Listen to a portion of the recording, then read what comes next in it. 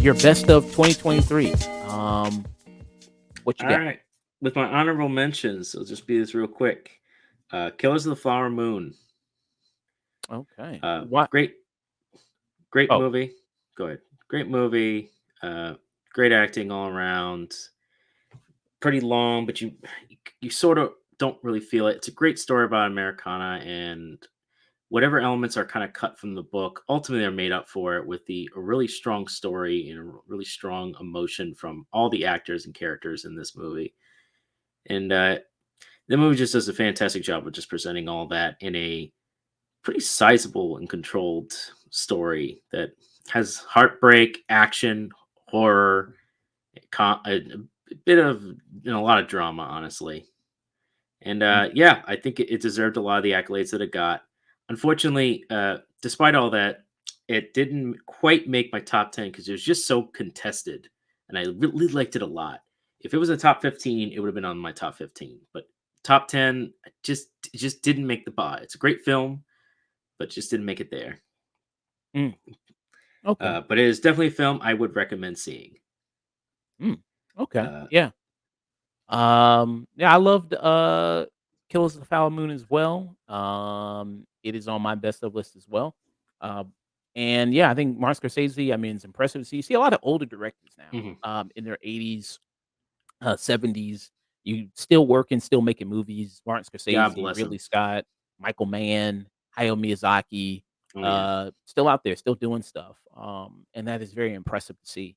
So still working. So yeah, I mean, shout out to Martin Scorsese, still doing it, Hmm. still making great movies. Yeah. So my honorable mention here, number 5, for me is going to be the film Dungeons and Dragons: Honor Among Thieves. Mm. Dungeons and Dragons: Honor Among Thieves, I thought was one of the more surprising movies of the year. I really didn't have any expectation for this movie, but I think this was a very, very much pleasant surprise. Great cast, great chemistry, written very well, funny film. Really good action sequences too. I think Yeah. they do a really good job a lot too with the action sequences here as well. Chris Pine proves why he is one of the best Chris's, I think as Hmm. always. Top tier Chris. He really knows how to work in every environment. Yeah, I mean, good team up movie as well that you kinda have here. Like I mentioned, like with something like Rebel Moon, it's like, what if you did this movie, but then they, join the whole crew together, but then cut the movie off when they meet the mage and went like, "Okay, we'll see you for part 2," and that, but, uh and yeah, and this movie didn't do so well in the box office. It kinda was a little bit of a box office was disappointment. which was very unfortunate. Yeah, which is on my kinda category of movies that failed that shouldn't have failed. They actually Mhm. should have been really more successful than it was because this was actually, I think, a really good movie. Yeah. No, I wholeheartedly agree. I think that definitely is one of the I'm glad you mentioned, Dungeons& and Dragons because it was a genuine surprise when I went into the film, and I've told other people about it, and even there've been a couple of friends who do play Dungeons& and Dragons, and they asked, Is it good?" And I went, "Yeah, it's actually pretty good," and they were shocked, and then they went, and they're like, "Yeah, that was actually pretty good. Why didn't anybody talk about it?" And I went, well, a couple of articles, some of the producers or directors kind of talked crap a bit, and it wasn't really that marketed in certain areas, and it just never quite found its niche. Mm, And I think a lot of it, I honestly think it's because of Wizards of the Coast and what they have been doing recently. Because during 2003, they did a whole new terms of service, which was a whole thing where they're changing the terms of service, and then they backpedaled when fans got angry. And I think it was a mix of then a boycott, and that's a shame. Some of it's justified, other of it's I felt a little bit overblown, but I totally understand everybody's feelings on the matter. And unfortunately, Dungeons and Dragons, the movie, happened to fall on the blade, as it were. mm, yeah. What's your next honorable mention? My next honorable mention is Oppenheimer. Oh, Despite the Barbieheimer 2 and 2, it is a story about a man who creates one of the most powerful and destructive weapons in mankind's history. It is a slow character piece that focuses very deftly on his most of his scientific pursuits. It's also a movie about war that doesn't really you don't really see anything of the war. You just mostly hear about it and are informed about it. So if it's completely separate from everything going on, that really only factors in it to the very end.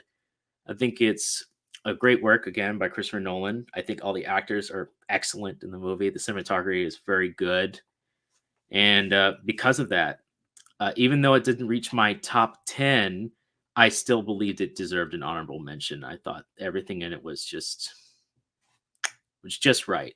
It did its job, especially for an informed biopic. But I totally understand with people who said it kind of drags a bit in certain areas. Mm, yeah. Oppenheimer.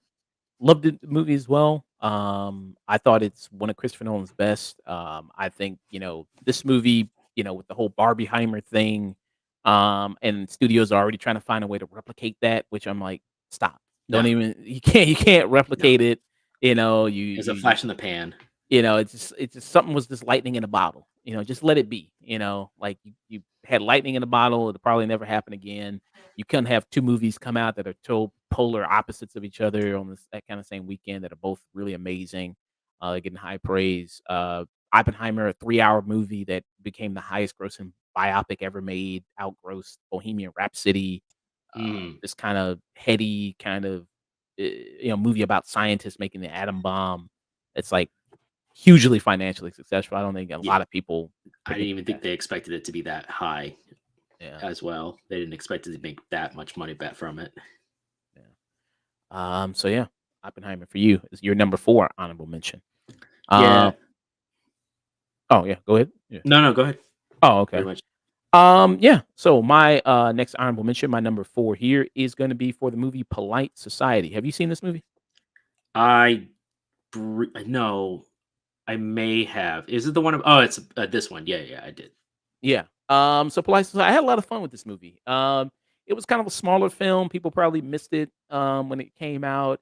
It's about this girl who, her whole dream is being a stunt performer. Hmm. That's her whole dream. And she, practices a lot. She takes, they see, karate lessons, everything like she has a special bond with her sister. And for a girl that really, she trains a lot and fights a lot. I think I said in the review, I was like, she gets her ass whooped a Yeah, lot she in this. does. I It's like, remember that. man, which, hey, I guess if she makes for a good rag doll, which I guess that helps being a stunt performer. Um, and then, there's this, kind of, evil villain that she has to kind of fight, her future mother-in-law that's there. That's kind of like you see this woman in this film here. I just think this is a lot of fun. It's a lot of fun. I would love to see these actresses continue on and see them in other things. The lead actress here, I would love to see her in a Ryan Johnson, a Knives Out 3. If she did that, I think she'd be Hmm. personally perfect for that. But yeah, I think this was a great time. How it has a lot of inspirations from a lot of Hong Kong type action films there that kind of get brought up. A lot of wire food type stuff there. I think the comedy works pretty well. Yeah, I enjoy it. What are some of your thoughts on Polite Society there? Yeah. I felt a lot of the comedy do pretty well, even though it's not. Yeah, it was one of the smaller movies that kind of came out, and I remember when we were reviewing at the time, or like at the time, I think we saw it. I forget which movie we saw it nearby. And I'm like, yeah, this movie kind of kicks the crap out of that one. Mm, It in comparison to how you do comedy and action, and at least mixing it up. And the most I remember this was, despite knowing kung fu, she's getting her butt kicked constantly through this entire thing, which also led to some of the comedy around there. mm, So yeah, I remember saying around the time that it had a Bend It Like Beckham feel, and I think that its charm ends up winning it over, even when there's some limits in the scope of the movie and some of the characters. I think the charm ultimately just makes it for me. mm, yeah. What is your next honorable mention there, though? My next honorable mention, I didn't put it down, but it was going to be Dungeons and Dragons, because you already said that. So I'll go to the next one, which is Maestro. All right, Bradley Cooper directed film. Yes, it is. This one was a surprise for me. Showed up on Netflix all of a sudden, watched it. We didn't do a review on it, or at least I didn't. And it is just a really good movie about music, about composition, about a maestro, about Honestly, if you're a fan of music and a fan of the form it takes, or at least even passingly interested in the passion it takes to make music, which is not easy, this one's definitely a watch. I think it came in a little too late. It definitely was just in the nick of time to maybe get an Oscar contender, and maybe they might get some. It is great performances by everybody, but I couldn't leave an honorable mention list without mentioning Maestro. Mm. Yeah, with this movie, I wasn't as into it as probably many other Mhm, people were. Like many people really, love it a lot. It has Bradley Cooper who plays Leonard Bernstein in it. mhm, Um, yeah, I mean, I liked the performance of Bradley Cooper. You also have Carey Mulligan, who's also in this as well, and I think she does a fabulous job. Yeah, I just feel like with this movie because it's hard with biopics. mhm. Like we just talked about Oppenheimer and how great that was, and what a great job that does. And sometimes it can be hard to condense a person's life who lived for decades and Mhm. try to condense that down into 2 hour movie and really get inside the person's head and like who they were as a person. And I don't think Maestro really did that really as opposed to, like, something like Oppenheimer did. I think Mm. Oppenheimer did that a lot better. And I just was able to feel like, what, Oppenheimer was thinking in certain moments and certain scenes and kinda get into him there. But I still think Bradley Cooper did a great job in it. Him and Carey Yeah. Mulligan did fantastic. I wish it kind of more explored his composing and Yeah. being a conductor and that I think it more kind of focuses on his relationship with his wife, Carey Mulligan. That's why I kinda put it in my honorable mentions. I was so engrossed in the music aspect of it, I wanted to see more about that aspect of him in his life, and they did some, but not as much as I would have liked, so I ended up pushing it down a bit and not making my top 10, so it's an honorable mention. Mm, yeah. All right. So, my next honorable mention, my number 3 honorable mention is the movie The Blackening. Have you seen The Blackening? Uh, no, not at the time. So The Blackening, it was a comedy movie that came out. I think it came out pretty early in the year. And it's all-star. It's kind of mostly a black cast here that you have in it, leading it, directing it, writing it. And it kind of what this movie touches on is somewhat kind of like a scary movie type situation, a cabin in the woods type horror movie, slasher flick, but done in like a comedic style, comedic way here, where a group of friends get brought together and they have to, play a game in order to survive the Blackening, as it's called, the game. And it's like a game about Mhm, your blackness, a game about, questions about black people, black culture, what is being black.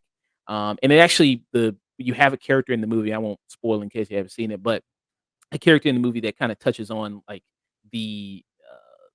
how do I put it? Like, kind of the conservative black person, the maybe, Oreo type black person that, mhm, as you call it, black on the outside, kinda white on the inside type feeling there. It kinda has that and kinda has some good commentary on there about that. I think the only reason it's not in my best and I think it's probably the 2nd funniest movie of the year for me. The only reason it's probably not on, like, my favorite comedy of the year is probably I do think they do use the N word a lot in here as a filler for some jokes, but I still think it is, still really good and really funny, and I think everybody in the cast does a fantastic job, and, yeah, I kinda really liked it a lot, and you think, okay, like, the whole concept of, like, horror type parody would be kinda, mhm, at this point, overdone, but I think they do a good job, at doing it, and I think it is very smartly written. Yeah, so I recommend people checking it out in case they haven't seen it. I think I don't know if it's on streaming, per se. I think it is, maybe I think you can find it on Shutter, maybe, I think, if you can. But I recommend checking it out. I think you're gonna get some good laughs, if you do see it. But yeah, The you can go ahead Blackening. and you can probably go with your, second one as well. Oh, go to my, second honorable mention? Yeah. You don't wanna do yours? No, I already did. It was on, you already did mine, which was on, D&D. Oh, okay. So, Okay. Yeah, I can pull up, my 'cause, other number 2 was Maestro for me. Oh, okay. Okay, so, I'll do my next honorable mention, and that is the movie Dream Scenario. I didn't do this review Mhm. with you, but No. did you see it? I didn't get time to see it. I would have Oh, liked to, though. okay. So Dream Scenario is a movie with Nicolas Cage. Of course, Nicolas Cage is always, it's always interesting to see him do a lot of It's different always stuff. great. He's at this point in his career where he just kind of does all types of weird shit. He does Mandy or Pig or all types of very interesting type projects. And in Dream Scenario, It kinda touches on you take this guy who, he's just a regular teacher at a college, professor, and it kinda touches on viral fame. Like, what if you take a complete nobody and then all of a sudden a situation just goes viral and they become like one of the most famous people in the world just in an instant, and how that can kinda turn deadly here. And dream scenario, so it's all about this character, Nicolas Cage, who comes up he just starts appearing in people's dreams. And all of a Mm, sudden, it's just like, "Hey, I just saw you in my dream." And then at first, it kinda makes sense because it's, like, people that he already knows. It's, like, his class the students in his class, his daughters. But then all of a sudden, it's, like, people he's never even met have these dreams about him. And then all of a sudden, it starts to turn deadly, and that fame he starts to see the dark side of that. But it is, very, of course, in a Nicolas Cage fashion, weirdly kinda funny, weirdly kinda dark, and, kind of liken to something like what he did, like, with The Weatherman or, mm. kinda certain films like that, which I really liked, and I thought that was pretty entertaining to watch. But I recommend people checking out, of course, A24, they always come out with a lot of interesting films. Thank you, Rated M for Maturity. Thank you for Thank you. the raid, man, much appreciated. So yeah, Dream Scenario, Nicolas Cage. I had a good time watching it. I think the only reason it's not in my top, 15 films. I think towards the end, it kinda just sputters out a little bit. Mm. I'd like to maybe see them push the concept a little bit further. And I just think the ending, I think it kinda just you know, just kinda sputters out a little bit. So, did you want me to do my number 1 honorable mention or No, I got my number one. okay. Yeah, let me pull up your, movie for number 1 here. You go ahead. All right, just barely not making the top 10 is my number one in my honorable mention, John Wick 4. John Wick 4, fantastic action movie.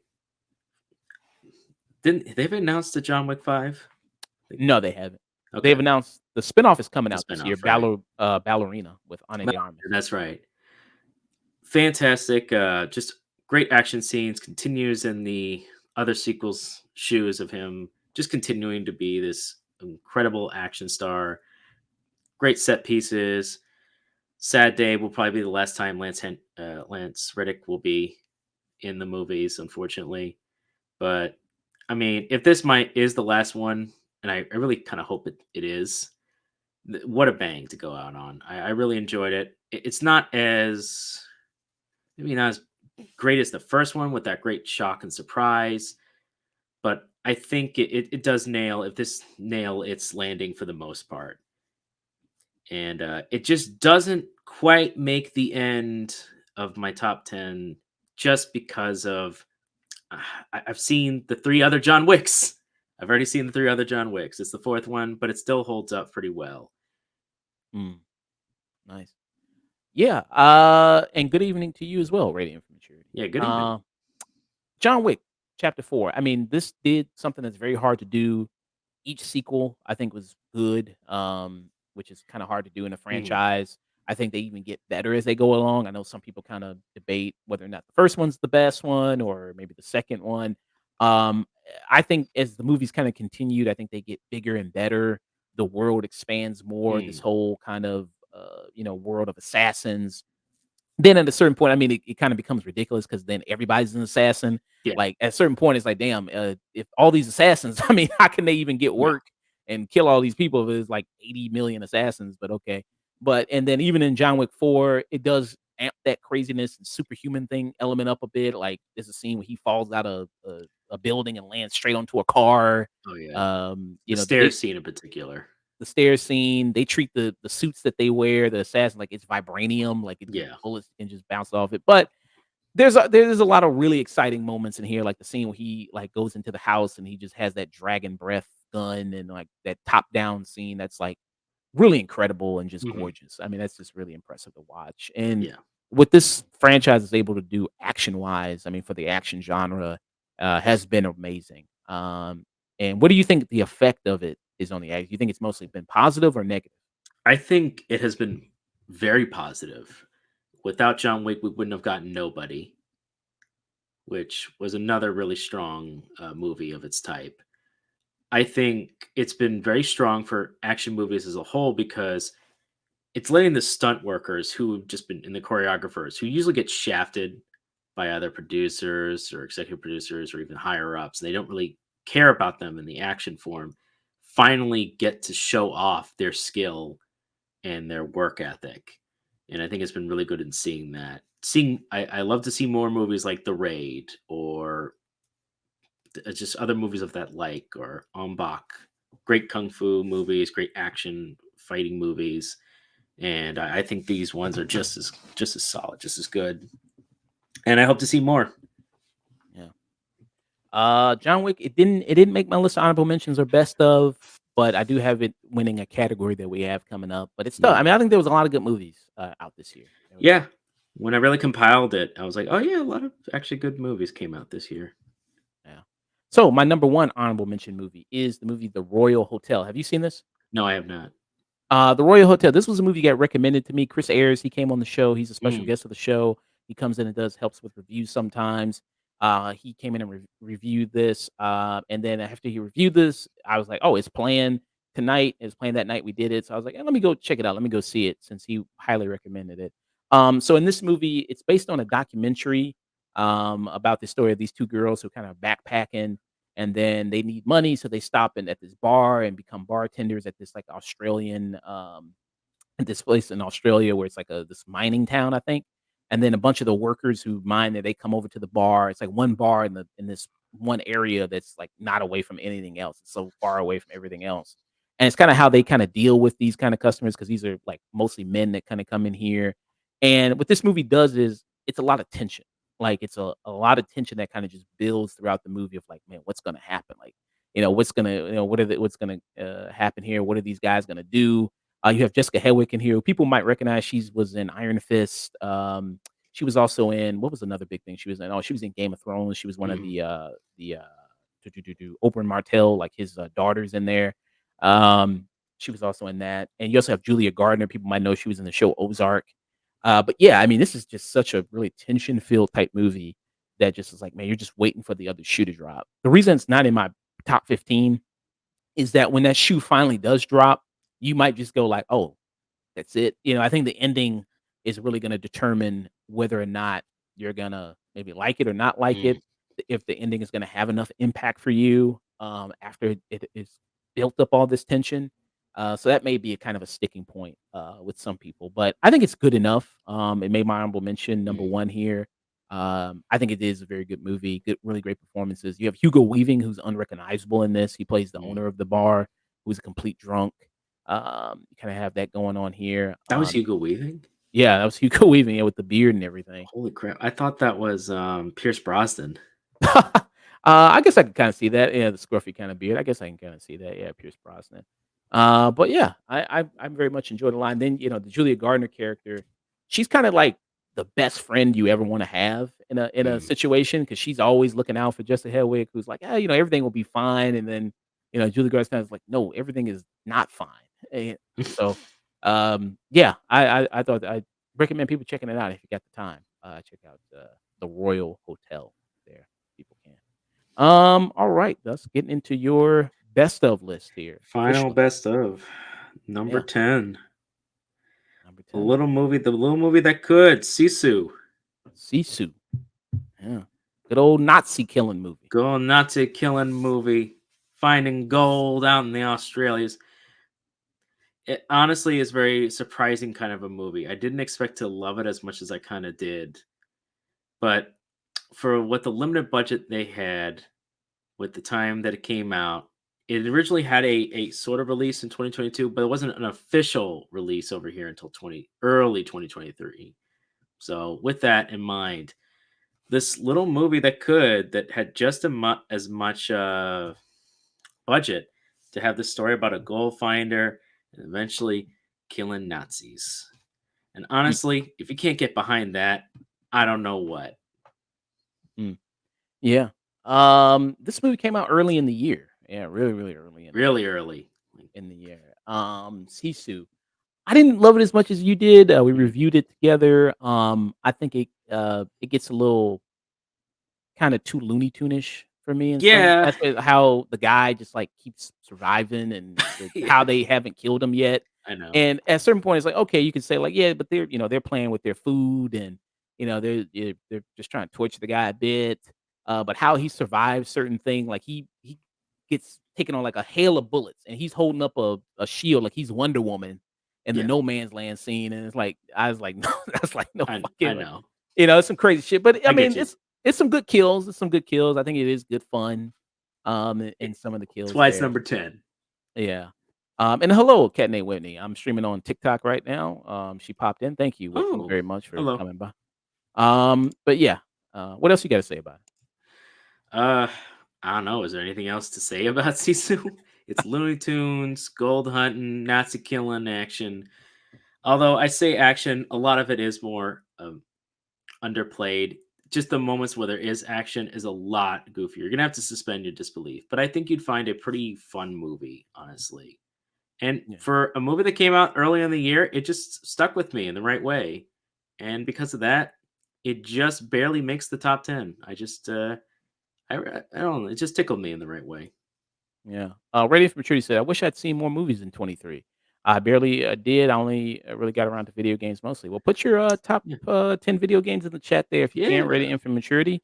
And that's why we here. We're here to recommend some great movies in the year of 2023 that you can check out on your time there. Go back and look at them. Log them in your letterbox. Back in time. And letterbox if you want to follow us, Afternoon Tune there. We're putting up reviews, putting up scores there. And we watched over 100 movies in 2023. God dang. Over 100. So there's that. This is not on my list, but just to let you know, I did finally see Elemental. I know Oh, you you reviewed it. did? I did. It was cute. It Yeah. was cute. That's the best description I have. Yeah, basically. That's Yeah. pretty much what my description of it was. Yeah. All right. So getting into I have top 15. I have Oof. a lot of good movies came out this year, I thought. And so really when it's kind of really the movies when it kind of is like the first five, it's like, okay, yeah, these are my like really first five. But then past that, it's like, it can kind of shuffle around Yeah, a bit. shift around. So number five for me is the film Talk to Me. Have you seen this? Yeah, it's actually on my list. Yeah, Talk to Me. Horror movie came out in 2023. I think one of the better horror movies to come out in 2023. Yes, Speaking about, we just reviewed Night Swim. It was a possession, haunted type movie. Seemed like last year had a lot of possession they movies, did. like Pope's Exorcist, Exorcist Believer, Evil Dead Rise, When Evil Lurks, which we knew. I loved When Evil Lurks. We did talk about that. It barely missed my list. When Evil Lurks overall, but yeah, it seemed like we had a lot of possession movies, and then a lot of things we kind of remarked about. Most of them was they kind of feel very derivative of each other. It's like Mhm. not a lot of originality, creativity. Like something like The Nun 2 was so boring in the way they kind of did it. Pope's Exorcist was fun though; that had at least fun with it. But this one, made by two YouTubers, and I think this brings a lot of creativity to it because this movie about like they treat the possession like it's a drinking game or like where kind of kids doing drugs. Instead of doing Mhm. drugs like normal teenagers, they're doing fentanyl. They except they're getting possessed by a ghost and shit, demons. And then recording each other and treating it like it's a TikTok viral trend. And I thought that was really interesting and really good. And the performance here from the lead actress, who I think this is her first ever performance, I think, Yeah. in anything, and she does a fabulous job. Yeah, I think she's fantastic. she's really good at here paying all the like playing a lot of the pain and angst, depression here because she's a character who just lost her mother. And what they kind of do with that is really impressive. And there's some like hard hitting scenes in here, and you'll know what I'm talking about when it gets Mhm. to like the middle way through the movie. This like that scene was really uncomfortable with one character here. But yeah, I thought this, it shows that hey, you still can do some really good inventive things with the possession genre and do something really good Just with gotta it. be So clever with it. just gotta be clever with it, and I think they were with that. So, yeah, big ups to Talk to Me, which I think Oh, is one yeah. of the better horror movies of the year. Probably, I'd say yeah, I think it's the best horror movie of 2023, I would say. Dusk, what Mm. about you? So for my number 9, this is I think we all agreed it was a really great animated movie. This is, Spider-Man Across the Spider-Verse. Good old Across the Spider-Verse. Yeah, yeah, yeah. I mean, Um, what hasn't been said about this movie? Fantastic visuals, great performances. Really getting to know Miles and his parents was a really good thing. I really enjoyed that aspect of it. In the first movie, you kind of just are set in the adventure and you don't get time to really breathe with the parents. I really like that you get to see his life after, just for a little bit before things kind of get topsy turvy. I liked mhm, bringing back some old favorites, good characters, and some new faces. Some of them I really enjoyed. Some of them I was like, "Oh, that's okay." But, visually, this movie is absolutely gorgeous. Really feels inspired. My only gripes with this movie, the reason this is lower on the list, and only barely, is kind of cliffhanger-esque of the ending and some of the choices with some of the Spider-Man characters, especially Peter B. Parker and, one of the the female Spider-Man who's, Spider-Woman who's on the motorcycle. But aside from those Jessica small Drew. yeah, Jessica Drew. Aside from those 2 and some of the choices they do with those characters, uh, fantastic film overall. Great to see Miles kinda just trying to be his own character and not just follow the footsteps of Spider-Man, because Miles Morales is Miles Morales. It's like, I'm like to see more of him, and that was the best part. But overall, yeah, just great animated flick. Yeah, with Spider-Man and Across the Spider-Verse. It's tough because it's like, how are you gonna top the classic Spider-Man Into the Spider-Verse, which a lot of people consider the best Spider-Man movie ever. How inventive it was, how amazing it Mhm. was with the I animation. still I still think the Raimi movies are better, but Still think the Raimi movies are better. Yeah, but this is a lot of people it's say a that top contender, I'll give you that. it's a top contender. Amazing things they did. I mean, them animators, they were working in a basement, They chained were up. basically. You know, The second movie in particular, they got chipped out of money, they had to, like, fight for it. They were, like, chipped for money, they had a lot of stuff put on them. Yeah.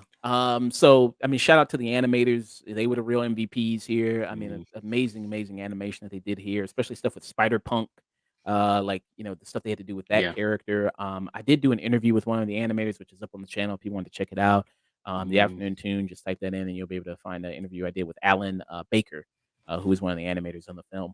But yeah, I mean, an amazing film, and like I said, it's on par for me, if not better than the first one, which is tough. I mean, because you got to see, I think, how the second part's going to end, how this is going to close out, which a lot of people are waiting for. There's no release date yet for it, which I'm like, give some animators some time, let them cook, let them see the sunlight, give them some water and everything like that. So give them a chance to relax and not stress out so much over it. But yeah, very impressive movie that I very much loved a lot, Across the Spider Verse.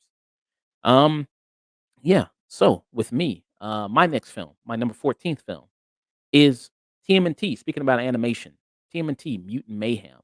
I'm not really a big TMNT guy. I don't know about you. I've seen mm, some TMNT movies, but I'm not like a huge, really TMNT guy. sure. But this one made me a fan. I really loved it a lot. It has, Spider-Verse kind of has, you see a little bit of similar, people made comparisons to that with a little bit of the Spider-Verse kind of style. Like you take kind of more of a comic booky type style and kind of animate that and translate that into a movie. Actually, funny enough, we talked about interviewing the animators for Spider-Verse. I actually interviewed also the director of the animation of this film as well. And that's also interviews up there. Great talking to that guy. Daigle, Jock Daigle there, great, great talking to him. Mm, And yeah, really love the animation style, really love the personality of all the turtles. Like here, it's like the first time I think we ever seen them like where they're a lot teenage age, really. yeah, Which they're all around, like, 13, 14 that are voicing them. Yeah, which I thought was very nice addition there. I think that works a lot. I think they had great chemistry together. I know people talk about that scene where they talk about like, the Bev and whipping the Bev and how kind of annoying that is, but I think that's the point of it. You know what I mean? I think that's kind of the thing there. That's kind of the point of it. I don't think Yeah, that's they're bad basically writing, kids. the writing there. But yeah, I had a really great time watching this movie. A lot of energy, a lot of fun. I saw it twice in theaters, which is rare. I see any movie twice in theaters because of how busy we are with getting these reviews and seeing it. There's always a movie coming out every week. So yeah, I think it was very good, and I liked it a lot. What are some of your thoughts on Team and Team Mutant Mayhem there? I am kind of a fan of TMNT, at least, when I was younger. I saw the original live action ones. First one's still really solid, even for what it is. Still has a lot of good moments. Jim Henson's puppets were fantastic. I think the animatronics and the just the costuming and then still being able to perform martial arts in that was just fantastic. Uh, Sequels notwithstanding, I also like some of the shows. The Teenage Mutant Turtles is a very varied franchise. You can do a lot with it. This one, I liked everything. I liked a lot about it. I could do with some of the less of the annoyances of some of the characters, but I did understand that that was part of their character. Not sure what the hell they did to April O'Neil. Wasn't a fan of that character design that they went with, or what direction they went with that. I'm always more of a like not necessarily like more of like a mentor figure that just than just in the same area. I wasn't a fan of that style, but other than that, that's like my only gripe. Other than that, I thought it was a pretty solid. It felt like a big budgeted version of like the episode because a lot of the other like mutants kind of show up, and I really just dug how they all had different forms, different animations, style, way movements. It was just real. It was real clever. Yeah. And I hope it gets a sequel. It does tease, a Mm. sequel at the end, if you've seen it. Yeah. And yeah, I guess not to spoil that in case people haven't seen it, but, yeah, it does tease a sequel. I hope it does get a sequel. I very much did really like it a lot. Yeah, what about you? What's next? What's on your All right. Jeez. Let me look. Make sure I got my list on for me. Next is movie we saw together. Blackberry, Yep. the mockumentary about the origins of the BlackBerry, and I just really enjoyed both the way this was filmed, both both the act, all the way the actors portrayed their characters. You look at the pictures in real life; they did a pretty solid job of trying to recapture it, and I really appreciated the kind of comedy in this. It wasn't like haha funny, but it did have a lot of good setup in comedy throughout this.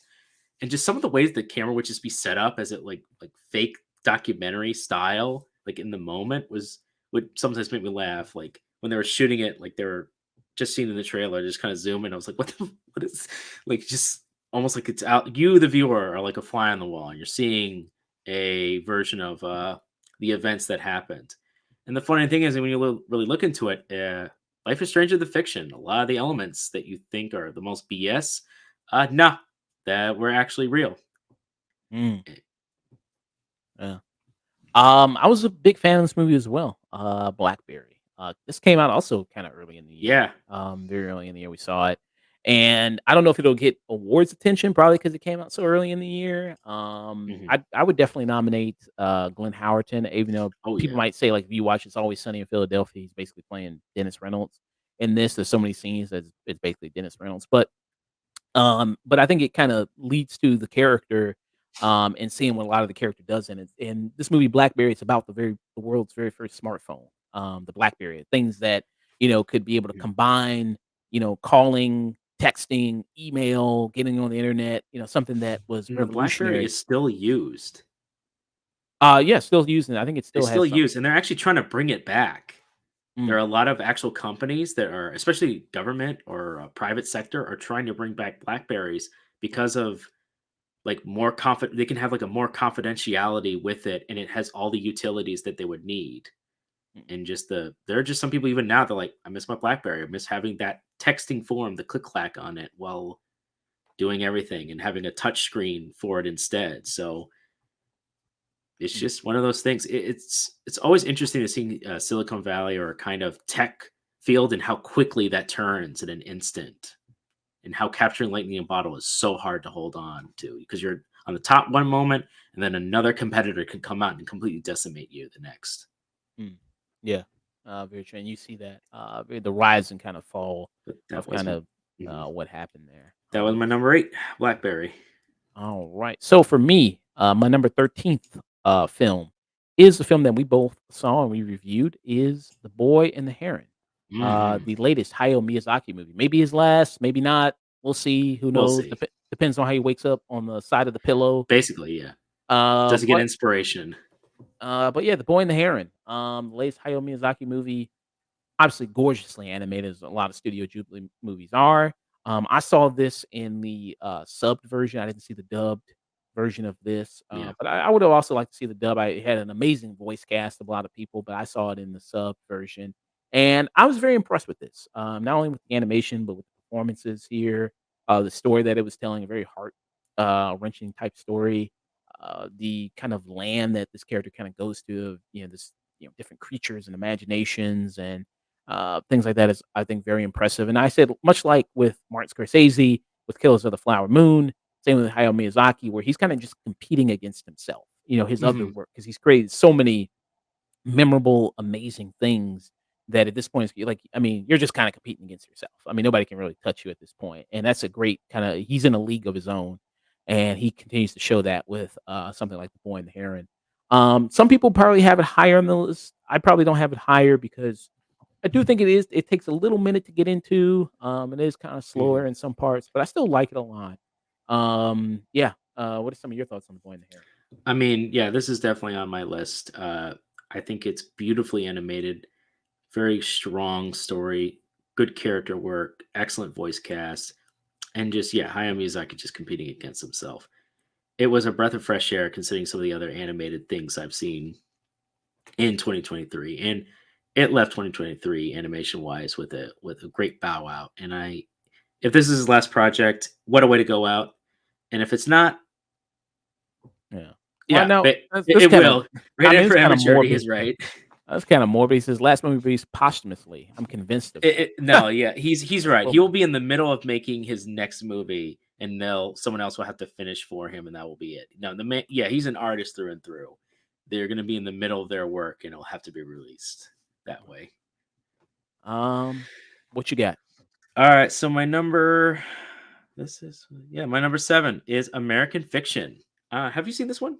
No, I'm jealous. I really wanted to see this. I heard amazing things about it. I This missed it. one is interesting. It's about a author who wants to write a book about she just wants to be have his work taken seriously and being written well, and he writes from his point of view. He's very well educated. He writes from his point of view, but they never. His editor keeps telling him they're never going to sell. This doesn't get as much, and other works sell because they tell the quote unquote black story, black American story, and so he decides after seeing this story just get praise of being in the ghetto, he decides to make a completely BS story about his life in the ghetto, doing everything he can, and then he submits it as a joke, and then it blows up immediately. And he's then kind of pushed into fame as, oh, you've written this really gripping story about what it means to be a black American. He's like, I did. I already wrote my work of what it meant to be a black American, but you didn't like that. And this fake story is now being the one presented forward. And it is this great juxtaposition of what the author's intent is and what does whose life story is valid and whose life story is not. And it also has like a good black comedy in there, great performances. I think you'd really dig it, Josh. Yeah, and it seems like it's touching on a subject that a lot of people have talked about, in media when in regards Mm, to a lot of maybe black celebrities get elevated and get pushed and, yeah. them writing their stories, and just kind of black It, culture in it, general. it So it seems also it also directly points a finger also at black culture in and itself, and it points a lot of fingers at everybody, but ultimately just goes like, yeah, just tell the story that it is. Just tell the truth. Just be honest and embrace that for what it is. There are other stories other than the same story that we've heard a million times. mm, I'm eager to check it out. When it comes to streaming, I definitely watch it. Yeah, check it out. Let me know what you think. Alright. So, my number 12 movie is Are You There, God? It's Me, Margaret. I don't think did we review this together? I don't think so. We did. I did Okay. not happen to see it at the time. Okay. And I saw this based on the book, Are You There, Guys? Meanwhile, classic book, classic piece of literature there for a lot of young girls, young women. And this is, I think, an amazing family movie here. I think it perfectly kind of encapsulates that kind of beginning awkward kind of years. And this is mostly focused on a young girl. Obviously, it's different from a lot of young girls than it is for young boys here, and it's focused on mostly the young girl kind of perspective here. But I still think, even if you are someone who is a guy or older, that you can still kind of, everybody goes through that awkward kind of phase there of self-image and, prepubescent and kind of trying to become an adult, trying to fit in. And I think this perfect kind of encapsulates that. Richard McAdams is in this movie. Richard McAdams, who it's tough. I mean, in another year, I could see her being nominated for best supporting, maybe.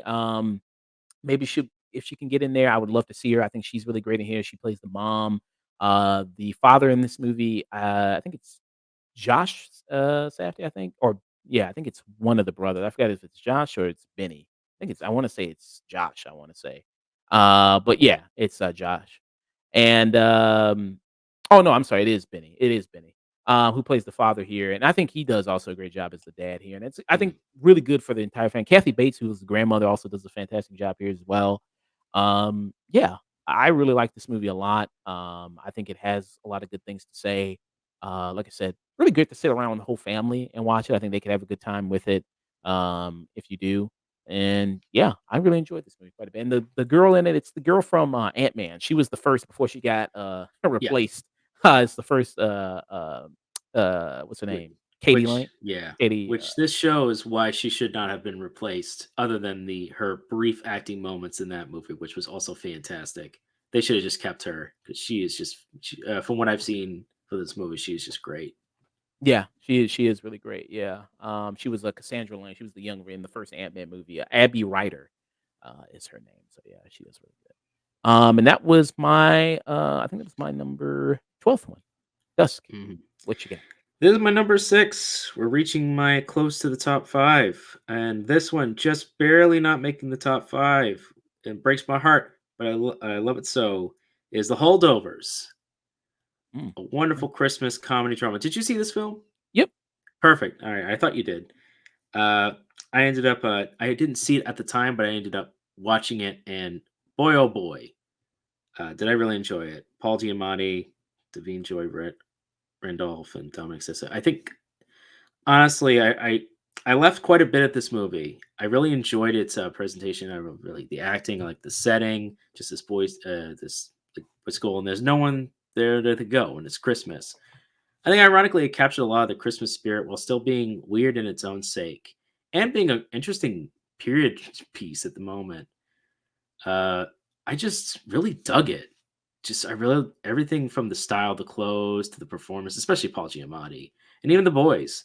I thought they did a it was really funny and really charming, and I really enjoyed it, even with all the drama moments. And the director of Sideways and the director, like I was like, all right, I liked those movies as well, so I'm glad that I wasn't proven wrong with this. And I'm glad that at the time you recommended it to me, and I checked it out. Yeah, it was really good, and it reached my number 6. Yeah, The Holdovers. I was a big fan of this movie. I like The Holdovers a lot. Alexander Payne, director of, Sideways there. Paul Giamatti, I think does a terrific job. I think I love Paul Giamatti anyways. Yeah, Paul Giamatti's fantastic. I could see him get nominated, in there. I would love to see him get nominated. I Mhm. think he does a terrific job in this. I don't know if I'd put him for best actor or best supporting actor. What would you go with him? I think best supporting. There's a lot of Okay, contenders for best actor. I would want to, but if he can get best supporting, okay, best supporting. Alright. Alright. Well, this is another movie that you talked about that we just talked about recently, and that is Blackberry. This is my number, mm, 11th, movie here. Like I said, really great job. Like you mentioned the style in which this movie is shot in, this kind of mockumentary type style that's done, which I think is kind of creative in a way.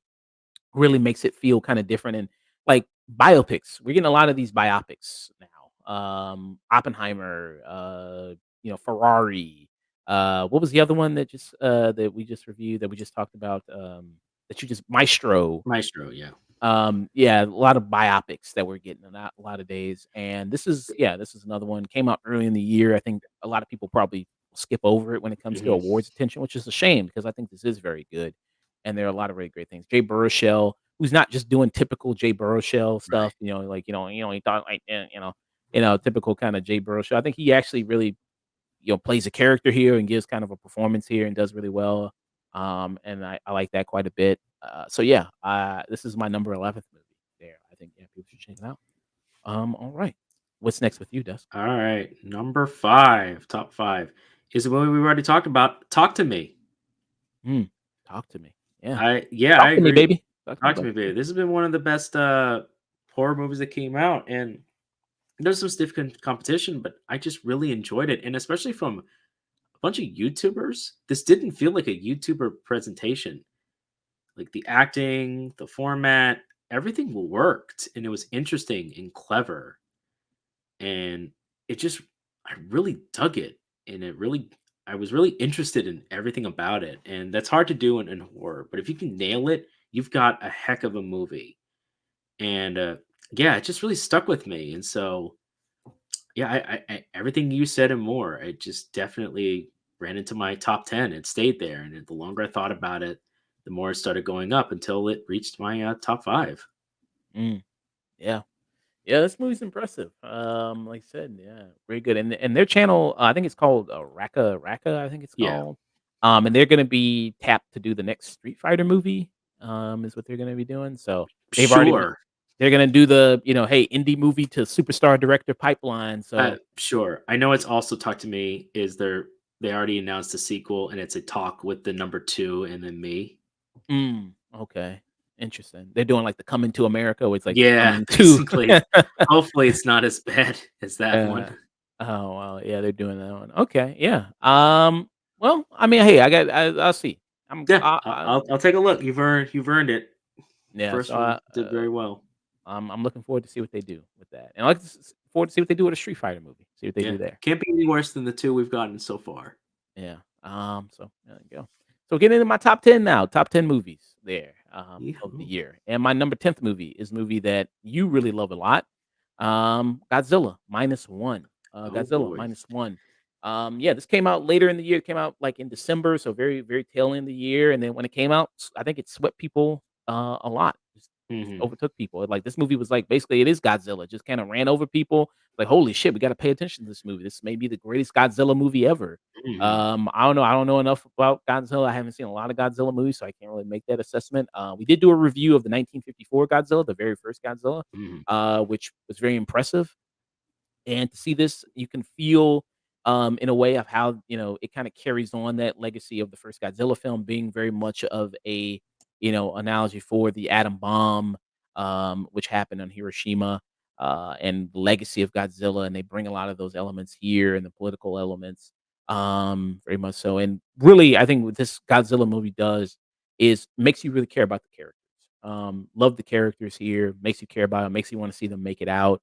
And sometimes, with these monster movies, the monster is usually the star. It's like, the people talk about with the, Godzilla versus Kong or Godzilla times Kong. It's like, Oh I yeah. don't care about the human element. Just show me the monsters fighting. But this one really, you really care about this monster. And you care about the people here and care about to see them make it out, the connections that these people make. The only issue I really had, we talked about it, is the Hmm. ending I had for me a little Yeah. bit. I thought the ending was a little maybe too happy for me. Hmm. But that's just me though. I Sure. guess I'm a morbid fucker. But Nah. yeah, but I still very much liked it a lot, and I did love it. And it's like to come out so late in the year there.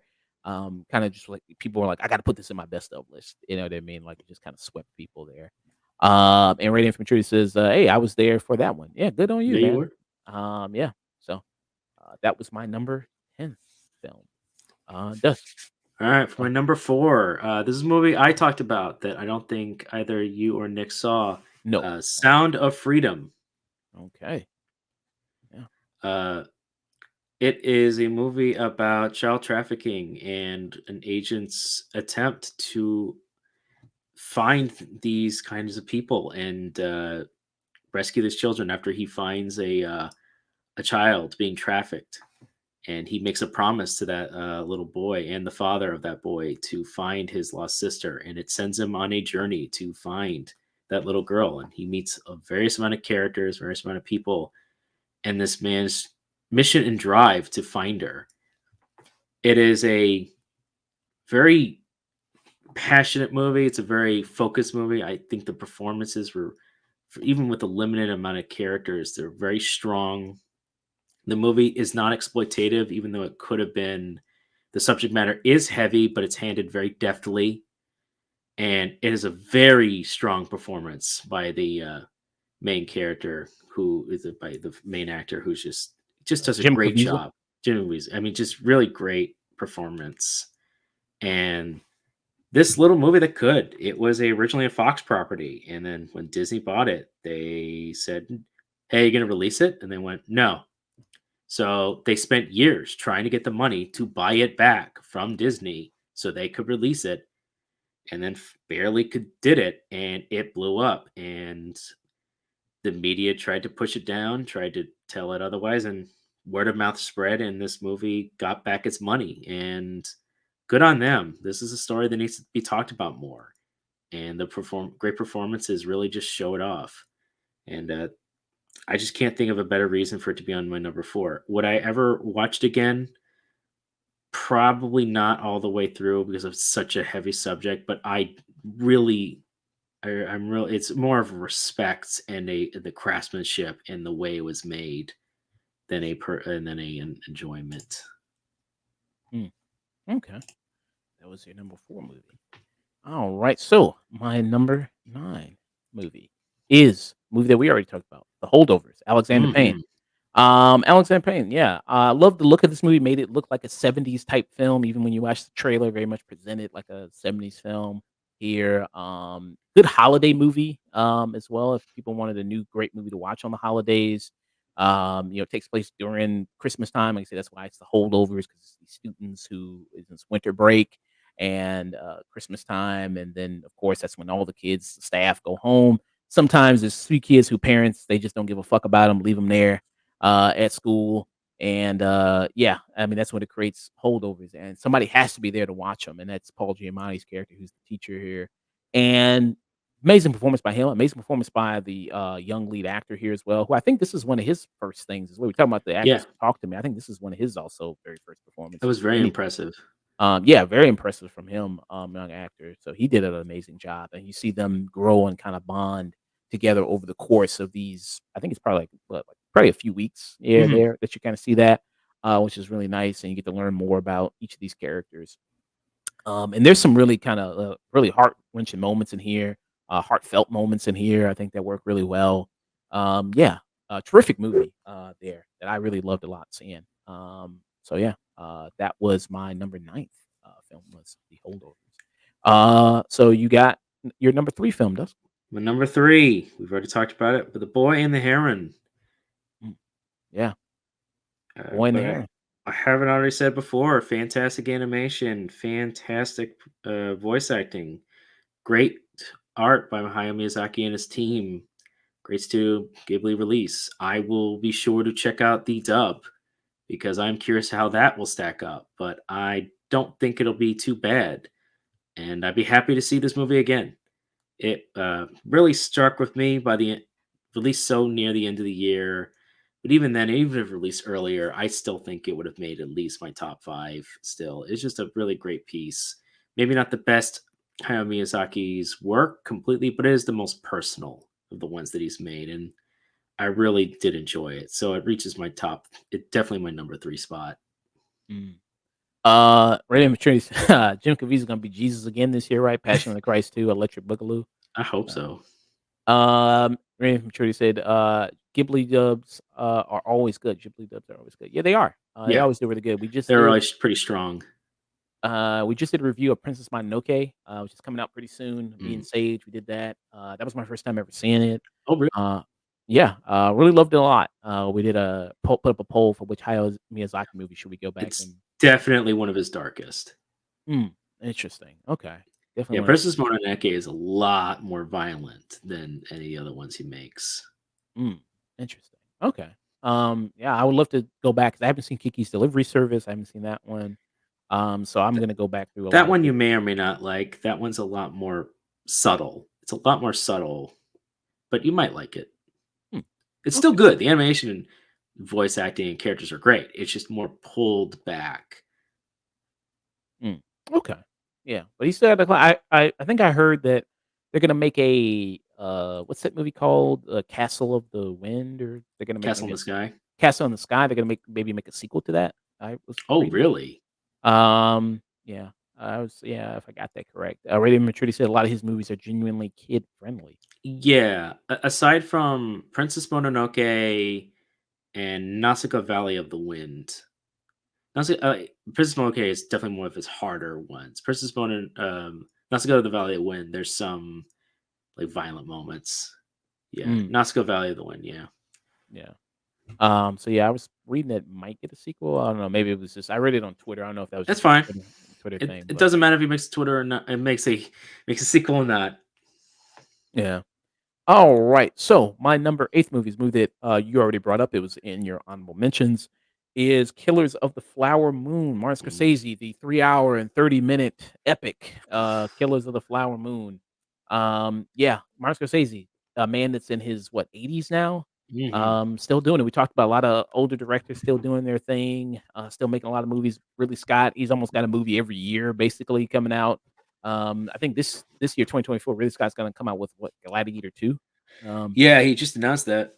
yeah, Martin Scorsese, like I said, same thing with Hayao Miyazaki, he's competing against himself. Martin Scorsese's made so many classic movies, Goodfellas, Casino, The Departed, even though Oh, I yeah. hear some people are lesser on The Departed. I love The Departed, I think The The Departed. Departed's great, but once you see Internal Affairs, the movie was based on, the original Japanese version, it I can see even Martin Scorsese is it's great, but Internal Affairs is just, Mm, I think, better in yeah. some ways.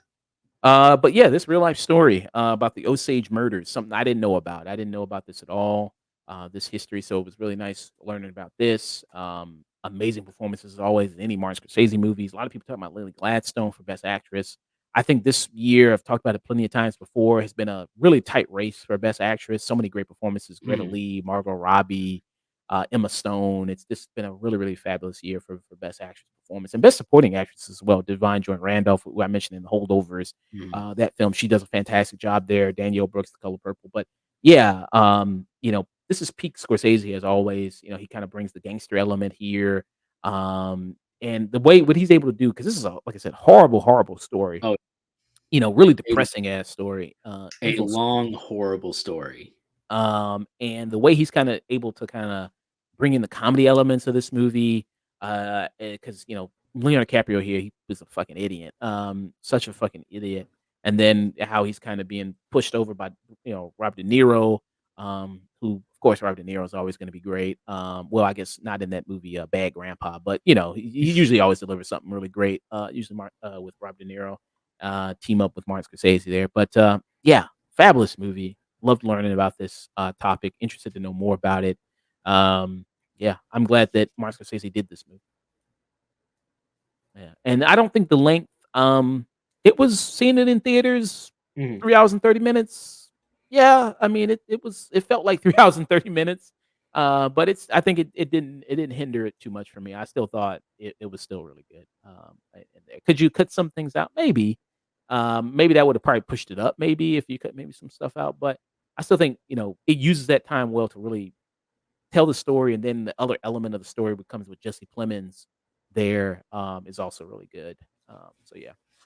The only thing I didn't like was just the element of the Osage women and the marriages and kinda how that was told in a way, instead of not I don't think it necessarily tells the other reasons why the marriages kinda happen, there, but, other than that, I still think it was a very, very Mhm. strong movie. Alright, your number, 2 film 2. there. My number 2 film is The Iron Claw.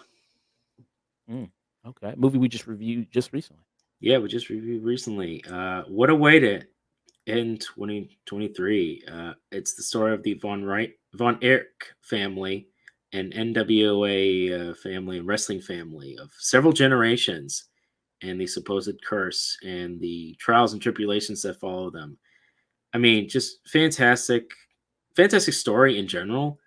If you watch this movie, I'd actually highly recommend you just watch the movie. Don't do any research initially about it. Go in cold and you'll do yourself a much better service. And then after the movie, if you really enjoyed it, which I think you will, you'll get a lot more out of it researching afterwards because there's so much just heart and character and story in this movie. And god dang, Zach Efron bulked the heck up for this movie. Yeah, like I say, he looks like He-Man. He Like does. the haircut, the muscles, like, man, it's Yeah, live action He-Man. they nailed Midwest brothers in just Midwest Americana. Everything from the style to just the wrestling and the performances. It's just a fantastic movie, and what really just gripped me. I really liked their performances. I really liked their bond between them, and it felt interesting, and it really got me. Yeah, it just came out like came out, and it just pulled a wrestling move on me because it just slammed me on the ground. It's like we're in the Iron Claw. I'm like, holy shit! Yeah, put you in the Iron Claw. It did. It put me on the Iron Claw at the end of the year, and I'm like, all right, number two. It'll be my number two, top five, at least top five. Mm. Yeah. This movie I liked a lot. I recommend people, like I said in the review, checking out the Dark Side of the Ring Mm, episode of it, where they detail the Von Erich family. It's Dark Side of the Ring is like a documentary series where yeah, it tells different stories in wrestling. And I don't think you have to be a big wrestling fan. I guess no, maybe that helps if you're interested in the wrestling business. I'm interested. There's a lot of really good stories that there, and they always end in the documentary is kind of really fucking wild. A lot of stuff there. But yeah, there's one about the Von Erich family. It's on YouTube right now. They just released it. There, so nice. people can just watch it on YouTube if you want. If you just type in Dark Yeah, Side of the Ring Von I Erich. highly recommend going in cold and then go ahead and watch that. Yeah, watch it after. Watch the movie first and watch it after, the documentary after to get a little bit more context and details into some things. My issue with Iron Claw, I liked it. My issue is that they did cut out one brother of it, Hmm. the youngest one, Chris Von Erich, and they kind of rolled his whole story with another brother, so that I was disappointed by that. And then Yeah, also, like, they do kind of get reduced to types here, like because it is so many brothers and then so many sure. personalities, they kinda get reduced to just kinda types. I think maybe it would have been better if you maybe had, like, maybe a mini series, but everything is turned into a mini series now. Maybe, that wouldn't have been so good, but yeah, just the more time to spend with the brothers and to get to know them better, I think would have been much more effective there. But still a good movie. I still Yeah, liked it. this is a great companion piece with the wrestler. Yeah, if you wanna watch the Darren Aronofsky movie, The Wrestler, yeah. If you wanna check that out, yeah. Which that movie was also very great, Oh yeah, as with well. Mickey Rourke and everything. Yeah. All right. So I'm gonna do my number seventh movie. And my number seventh film is I think one of the best sci-fi films of the year. In a year of kind of mid sci-fi films, they clone Tyrone, John Boyega, Mm, Jamie Foxx, Teyonah Paris. Netflix film. Thought this was really good.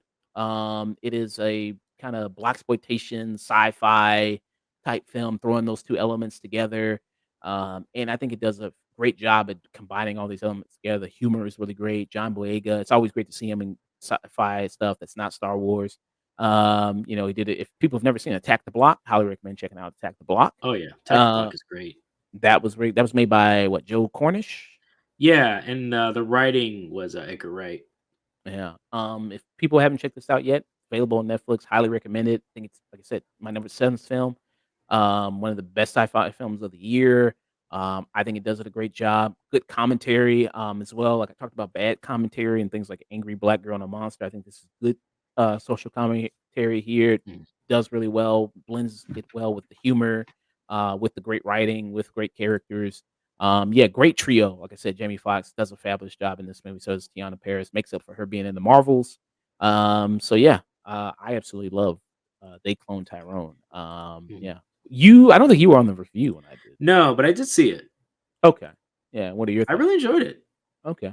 I thought it was good. It was probably one of the better, like, smaller sci-fi movies. I really liked it's a really a bottleneck movie, but I really enjoyed it. It was pretty funny too. I was always happy to see more John Boyega. I really like him. I've always actually kind of liked him since Attack on the Block. Mm, okay. Cool. So yeah, your number one movie, man. My number one, I can't hide it. It's just such a great movie. Is Godzilla minus one. I am a huge Godzilla fan, and this movie not only did not up misstep, not only did it not mess up. This is how it's done. This is just how a monster movie and a character movie are done justice. Great characters, as a great, well written story, really like engrossing character piece. Just a story of a kamikaze pilot dealing with the trauma of his own actions and how to live again. How do we live? And then all of a sudden, this Godzilla, this monster shows up and shakes everything up.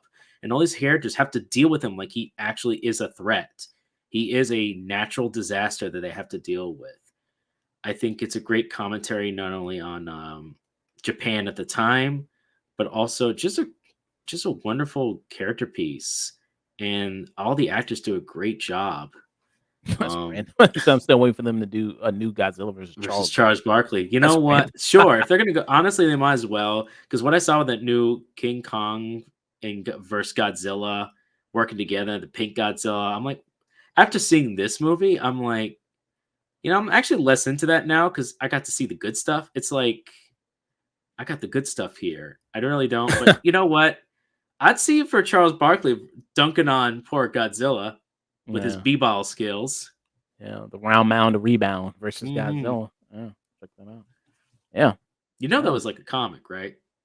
That was a comic? Yeah, Yes, Godzilla. so that's what I was Odd. joking about. That Oh, was a okay. legit. It was a commercial that they then turned into a comic book, and it was like one comic book and beating Godzilla in at basketball, and it's just as crazy as it sounds. Oh, I got it right here. Oh, okay. I didn't know this was actually a real thing. Oh, okay. Hmm. Interesting. Uh, Charles Barkley was huge, huh, and they turned that commercial into a little comic book as well, like a one shot. hmm. I mean, and they that's where that Oh yeah, meme comes from? Oh, you put on the yes, glass. yes, Oh, that's where the okay. meme comes from. Got it. Okay. Yeah. I think that when you bring up Godzilla times Kong where they're working together, I don't know. I think both can coexist. You know Oh what I mean? sure, I'm not You know? against it. I love it. It's dumb fun. But I just really enjoy it's like this one, Godzilla Minus One just did everything I wanted out of a movie like this and then some. And as someone who has seen a bunch of Godzilla movies, easily one of the best ones. Mm, okay. Wow. Yeah. Godzilla -1, That's man. it. That's my number one. Yeah. I still got a few more to go. I know you do. Because I left off, I was on my number 6 one. Yeah. It's your And top my five now. So my number 6 film is a movie that I heard a lot of great things about, coming into it, and this is my first film of the director who I heard a lot of great things about as well, Yorgos Lanthimos, who's done movies such as, like, The Killing of the Sacred Deer, who's done movies like The Lobster, Mhm. The Favorite, which I hadn't seen any of those movies prior. Now this movie makes me wanna go back and watch those movies of his, but this is called Poor Things. And then a lot of what this movie I heard coming into it is the great performance by Emma Stone, and then after seeing this, I can definitely tell you, yeah, she does an amazing job in this movie. It is kind of a modern retelling of Frankenstein, but done in kind of a feminist type lens, there with the character Emma Stone, who kind of experiences the world for the very first time, seeing all these new things. The sets, which were all made by hand, they look absolutely amazing. The costume design, the set design of this movie, really fantastic. I loved all that. Like you see different costumes she wears, absolutely fantastic in it. The performances other than Emma Stone, Mark Ruffalo, I think him and Robert Downey Jr. are kind of neck and neck for me for best supporting actor. I think Mark Ruffalo is absolutely a riot in this movie. He's really hysterical. All his scenes are really, really funny. I mean, Emma Stone just fucks his life all up. And you'll see that in the movie, mixed with some good comedy. Yeah, I absolutely really enjoyed this. It's not probably higher on my list because I did have an issue a little bit with the end with the beginning of it, where I do think it doesn't really get really great until she leaves, because it's like William Dafoe is the mad scientist. He's the Frankenstein here who brings her back to life. Mhm. And then once she gets set free from, his grasp, then and goes off with Mark Ruffalo, that's when the movie really starts to get really great. But her just kinda doing, like, kinda a lot of the stuff there of, like, trying to learn how to walk, and you see in the movie and there and kinda playing with her food, and that gets a little kinda repetitive at the beginning of it, the first hour or so of the movie, but once she leaves, that's when things really, I think, kick off and do a really great job. But, yeah, I mean, really one of the more inventive movie of the year. I really loved it a lot. Yeah, fantastic. Have you seen, Poor Things? No, I did not. Okay, yeah, highly recommend checking it out. I Okay. think Poor Things is a really, really fantastic film there, so it'd be interesting to hear your kind of, perspective on that. Yeah. So, my number 5th movie, of the year is the movie Bottoms. Now, Bottoms is a movie I think is probably the funniest movie of the year. Really liked it a lot. I think, yeah, it's one of the best comedies. High school movie that's kind of a parody in some ways of high school movies. It reminded me a lot of if you ever seen the parody movie, Not Another Teen Movie, and Mhm. I think that I had seen this and you didn't see it, when Yeah. we reviewed it, right? Yes. So it kinda reminds me of a lot of that, like Not Another Teen Movie, which was the movie with Chris Evans, which was like, yeah, parody a lot of the high school movies. So it kinda has that going for it. There's a lot of that kinda element in here. Also kinda playing it earnestly, being a teen movie, but also like, it stars Io Debris, Rachel Sennett. Io Debris, who, this was her year. 2023 was her year. She was in everything. Any movie you can show or movie you can name this year, she was in it. She was in TMNT. She was in this movie. She was in The Bear. She was in Theater Camp. She was in every movie, every show, every movie there. IO Debbie was there. She was even in Cross the Spider Verse. She had a small voice role there. And they basically start a fight club in school to get closer to their high school crushes. And like I said, look at it. I mean, they're fighting with no gloves, no helmet, no nothing, no pads, it's straight fist.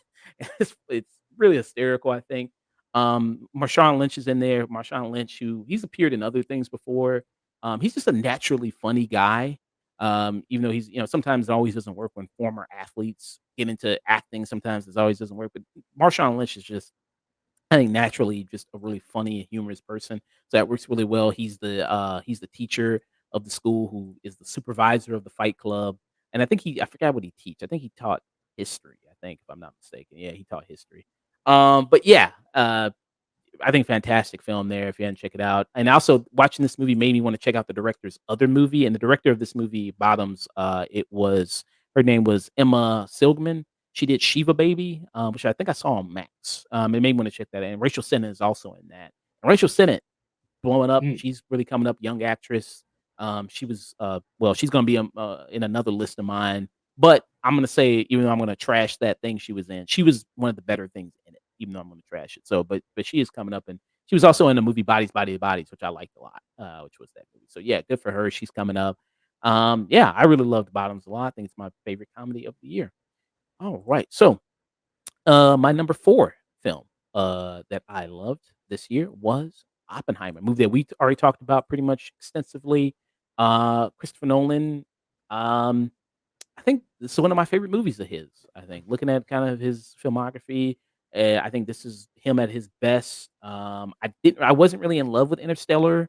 I never saw Tenet because I heard so many bad things about Tenet, so I never checked out Tenet. But I think with this, I think he's in rare form. Killian Murphy, is it Killian Murphy or Cillian Murphy? I think it's Killian Murphy, right? Killian. Killian. I think it's by far him is best actor. I think it's by far and away. I think he's probably going to win best actor. I think this movie's probably going to win best picture. There's a lot of great movies came out this year. Movies that I have above it. But if this won best picture, I wouldn't be mad at that. I think that it has a lot of great things going for it. Great performances. Again, uses its 3 hour length really well. How they kind of make it a trial type film, the trial of Oppenheimer, and how they kind of bring that into it, Mm, which I thought was very exciting. Amazing supporting cast here: Matt Damon, uh, Alden Ehrenreich, Robert Downey right. Jr. Like I said, Robert Downey Jr., Mark Ruffalo are kind of neck and neck for me as far as like best supporting actor, who's going to get it. Um, and then, rating maturity, so you can see Tenet, but you won't hear it. Yeah, that's what I heard. The the audio Mhm. mixing is probably is not very good with that movie. But yeah, this was a fantastic film, all around. Yeah, and I think it uses its 3 hours pretty well. Like I said, 3 hours isn't a problem if you know how to use the time. Right. Beau is Afraid, y'all didn't need fucking 3 hours. No. Y'all coulda wrapped this shit up in 2 hours 'cause, it was saying the same thing kinda over and over again. Y'all didn't really need that 3 hours. But Oppenheimer, I think, uses that well, builds up really well. Florence Pugh, Emily Blunt, also really fantastic. I see them getting best supporting maybe, performance there for that. Yeah, really love this movie a lot. Mm. Yeah, and the fact that it was the highest grossing biopic, I mean, I 900 million, know. that's kinda crazy. Never I don't think anybody expected it from it. No. And I think a movie that helped it be the highest grossing biopic is my next film, the number 3 film, Barbie. Barbie, I'm shocked that you're number 3. you're shocked that it's so high or so Yeah, low? so high. I had a really great time. I thought Barbie was really fantastic. I thought, Greta Gerwig, knocked it out of the park with this. I don't know. I don't know if the expectations coming in this movie were high. I mean, I think people were like, "It looks kind of interesting. What you're gonna do? This world, Barbie? Like, how you gonna do it?" And even though this is based on a IP, I feel like it is kind of an original movie. Like what Greta Gerwig kind of took it and what did with it, and this whole kind of concept here was really great. Margot Robbie, obviously amazing as Barbie. I mean, you couldn't pick a better actress for Barbie here, there. Really funny as well. Ryan Gosling is Ken. There's a lot of great stuff with him here. I can see him getting nominated for Best Actor as well with her for Best Actress. The set design, costume design here is really amazing. A lot of inside jokes here if you're a big fan of the Barbie character and the Barbie, I guess lore, I guess. Radiant from Maturity said it reminded me a lot of the Lego Movie. That's a good comparison. I think I compared it to also the Lego Movie when we reviewed it. Yeah, it has that kind of concepts there. It even also has Will Ferrell, who was also in the Lego Movie. Yeah, that Um, was a surprise. there. Such a goofy type film there. That was, and it's the highest grossing movie of the year, which I don't think that was a huge surprise. I don't think people probably predicted that. It also is, I think, the highest grossing movie in Warner Brothers history, which also is another huge surprise. Um, yeah, I mean, the whole Barbieheimer thing, it was that kinda was such a big thing because it's like you saw people be excited to go to the movies again, like Marley. I had Marley from Marley List Film on here, and we're talking about the movie and that whole kind of event, and then you saw people dress in pink, and you saw people, dress up and, do the whole double feature and everything like that. Like, it just was a fun time to be in the movie theater when this was out, and, Mhm. yeah, people had such a great time with it. So yeah, Barbie is my number 3 here, and I can see it. I think it's definitely gonna be nominated for Best Picture. Like I said, I don't think it's I gonna win. doubt it's gonna get it. Yeah, I doubt it's gonna get it. I think it's definitely gonna be probably Oppenheimer if I had to put my money on it. But yeah, I think it's great that it's gonna get nominated, there. And Mark Radiant from Maturity said, "I wasn't expected to like it going in, but I actually really ended up thinking it was great." That's nice, man. Yeah. Yeah, I think a lot of people, walked away going really good. I know there's criticisms of it, feminism 101 or white feminism 101 type I stuff, mean, but it's justly deserved, and the other characters aside from Barbie aren't that interesting. You could cut them out of the movie. And Ken is made to be the villain, but he's really not. He's yeah. the most endearing character in the whole damn thing. So yeah, I thought Mhm. yeah, so For all its faults, yeah, regardless of that, is your number three. yeah. I didn't expect Barbie to solve sexism in an hour and 50 minutes, No, so, uh, no, I don't think anyone did. yeah, but yeah, I think it did great, kind of touch on some issues there. My number my number 2 movie is a movie that we already spoke about, Across the Spider-Verse. Across the Spider-Verse here. Yeah, Oh like I said, boy. tough challenge. How are you gonna top Spider-Man Into the Spider-Verse, which is such an amazing movie, just knocked people, off their feet. You have the character Miles Morales, being Spider-Man, and yeah, I mean, so many kind of great things with the animation and how inventive it was. It's like, man, what are you gonna do? And then also you replace the directors. You get rid of Phil Lord and Chris Miller, and you bring in DeSantos, you bring in Kemp, and you kind of bring in 3 new people to come and direct it, and they also continue that greatness of Spider-Man Into the Spider-Verse. This great story of Miles Morales, being Spider-Man and the trials and tribulations that he faces. This great villain in Miguel O'Hara played by Oscar Isaac. He redeemed himself for X-Men Apocalypse, where he was the villain in that shitty movie. So yeah, and you see his family life, which is really great. I mean, great voice performances all Hmm. around, and the look of them, like I said, so really beautiful. The animation, how it helps tell the story. It's not just there to go like, "Oh, look, it's cool that you see all these different animation styles." Like it has a purpose in telling the story, especially when you go to Gwen Stacy's world and how it opens up there and this watercolor type look to it. That's really amazing what they do there. Yeah, I mean, such a fantastic movie. I'm hoping that Beyond the Spider Verse closes out and really does it really well. And even though this is a part 1 of a part 2, I still think it still feels like a complete story, and still feels, like a really still well-told story, and it's not just like, "Hey, just stick around because we're gonna have a sequel coming later on," not something like Rebel Moon or, something like that. It's just like, no, Yeah, this feels like a great, story on its own right. they So yeah. uh they added at the end of the movie because they felt the original ending was more. I mean, it had a cliffhanger, but they felt it was even like a worse cliffhanger. So they added, like I think, in the last couple of weeks, they added a little bit in the scene to end it kind of a little bit with hope, just to Mm, kind of give that last. I think what they added the scene where he's like with his fingers, the electricity a bit. They added it. Originally, it was going to cut off the moment you see the other character, which I'm not going to spoil if you haven't seen the movie, mm, and they were going to cut it there. And then they decided, no, no, let's play it a little longer and then end it on like with us a bit of hope. And I'm like, that was good. That was good. Wish yeah, it wasn't split into two parts, but hey, got a story to tell. Hopefully, it'll be worth it. yeah. Also, the villain in this, Jason Schwartzman, does a really great Mhm. job. A great villain too. That's why you never disrespect the villain of the week. Don't ever No, disrespect. Y The villain. older Spider-Man realized that way a long time ago. Yeah.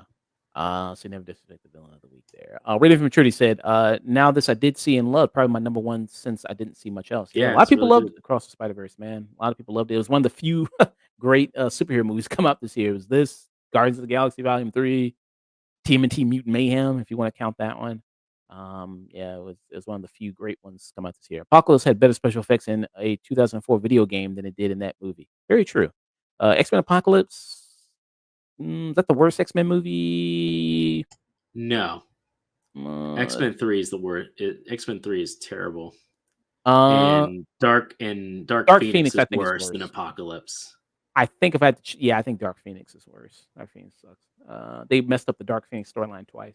Twice. Yeah, and then Apparently, they're trying to make a third time. Jason Schwartzman played 2 loser supervillains this year. Yeah, he was also in the movie Quiz Lady, where he played like a evil Ken Jennings, there. He was on that. Radiant Infantry also said, I think X-Men Origins was the worst one. X-Men movie overall, not in like the main line, if we're just talking about overall, also the spinoffs. Yeah, X-Men Origins Wolverine is probably the worst if we're not including there. Yeah. So, if you wanna talk about that one. Alright, so my number 1 movie of the year. Can you Lay it guess? down. Alright. Can you guess what it is? Ah, no. It is the movie Past Lives. Past Lives, Oh, was the movie. I love this movie a lot. This was also a movie that came out somewhat earlier in the year. Great love story in this movie, detailing, like, you know, kind of love that you kind of miss out on that opportunity, that maybe in another life, you had this great life with this person, but that opportunity is now kind of maybe long gone. And can you even recapture that and this true love? And you kinda see that with the character Greta Lee. Greta Lee, I've been singing her praises all year. She's my best actress of the year. I think she does a fabulous job, and this is a tough year, like I said, Lily Gladstone, Emma Stone.